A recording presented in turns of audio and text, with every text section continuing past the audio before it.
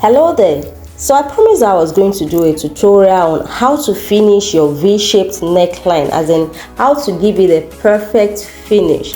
Okay, here is it. I'm going to take my time to explain each of the 4 different methods that I've put together.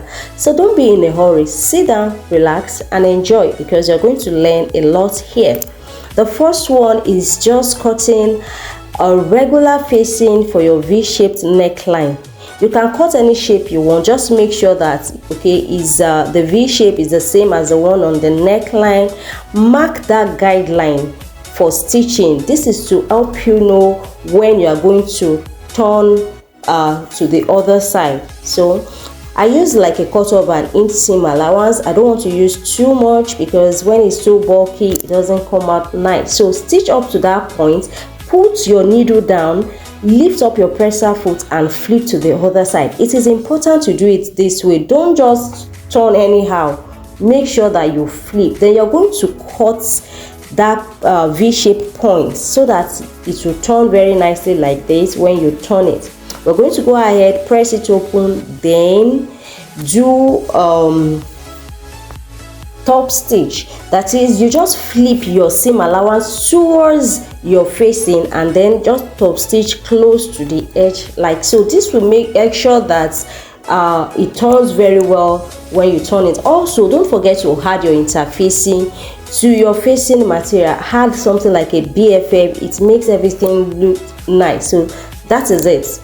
Now for the second method, in this one we're not just cutting a facing, we're doing something like a yoke for the neckline. That means you're going to add the width of that yoke to what you are cutting out from your neckline, because by the time we insert it, it will increase the size or reduce the width of the neckline. So I wanted a 1-inch yoke for my V-shaped neckline. I cut like 2 pieces of 3 inches each. Measure the length of your V shape so that you know the length you are cutting. Then find the midpoint. That midpoint is what you're going to place on the center of the V, like I'm doing. Just watch what I'm doing and then just create that V shape. That is to help you know how to stitch. So if you miss that part, you may need to pause, rewind and watch it again the way I did it.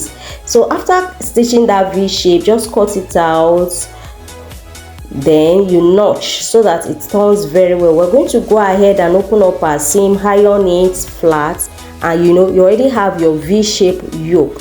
Now it's time to insert it in the neckline. Find the midpoint like so. Take a pin and hold it at that point, then you flip. Okay, so I did have to remove it, but I had to remove it to show you how to just cut towards that point. Make sure you cut up to the thread point, but you don't cut into the thread. Then you flip like so. Then you're going to go ahead and stitch the other side.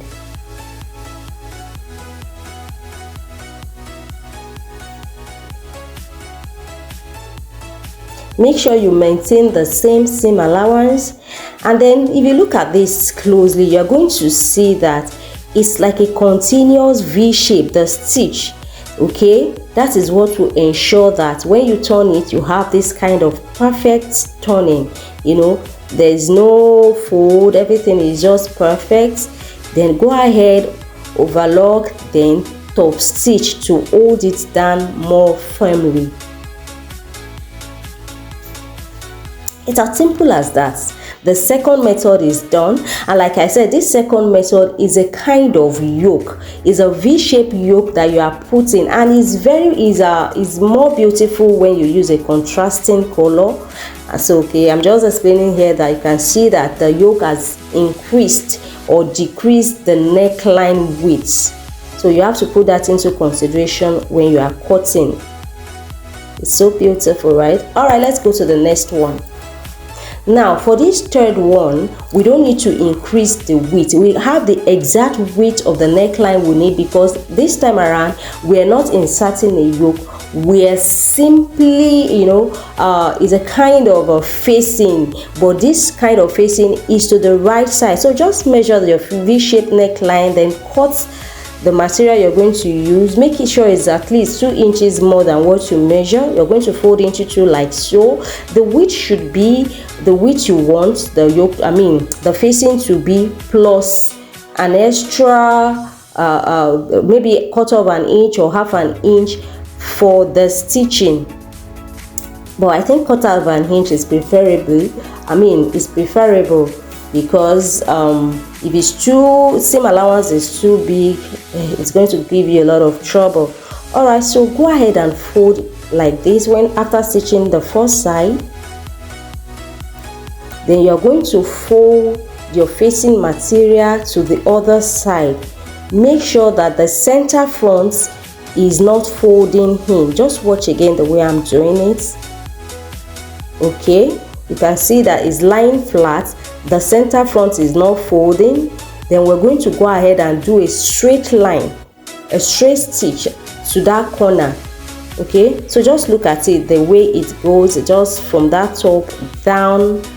Okay, so that when you open it up like this, you already have your V shape. Just cut out the excess from the fold, then stitch the other side. You're going to be doing this time around. You are stitching on the wrong side, because when we are done, we're now going to go ahead and flip it to the right side. All right, so but before we flip to the right side, let's do a top stitch so that by the time we flip, everything is smooth. Okay, move the seam allowance to the side of the fabric and just top stitch like so. Okay, then you're going to go ahead and flip to the right side of the fabric. The top stitch help you to make the turning smooth. Okay, then go ahead and top stitch on top of your facing material like so. All right, so this is this, we are done. Okay, so the difference between this one and the last one is that, okay, for the last one is a yoke that we inserted. For this one is like a facing that we just used to turn the neckline. Now this fourth method is similar to the second method we did, because we're going to be inserting a yoke, but this time around a red shape or another color will be showing at the top of the V. So you're going to cut 2 pieces of fabric of different colors. One of the color will be at least half an inch wider than the other one, and you're going to stitch it together like so. Okay, when you fold this into 2, as in make the points meet, you will notice that there's a slight, a red one showing at the top. That is what will be showing at the top. So iron it flat so that you can note where the midpoint is. The midpoint will be on that bigger fabric. Okay, so draw the line for the midpoints. Okay, so we're going to go ahead and repeat the process we did in the second method. That is, we draw a straight line at the V point of the main fabric, place it at the line that you have drawn on that red part, and then draw your V shape. Okay, go ahead and stitch the V shape like we did in that other one. Cut it out and then notch so that it will turn very well. Go ahead and iron it flat, and we're ready to go. So this is what it will look like on one side, and on the other side it should be a plain color. Now it's time to fix it to the main fabric. So like we did the other time, find a pin it to the midpoint. You are not pinning, you're just using it to hold it. Then you pivot, stitch one side down until you get to the end. Then you're going to open it up and notch, then turn it and stitch the other side. Make sure that when you are doing this, your needle is down and your presser foot is up. This will make it easy to turn, and it will give you the perfect result. All right, go ahead, top stitch, and it's as simple as that.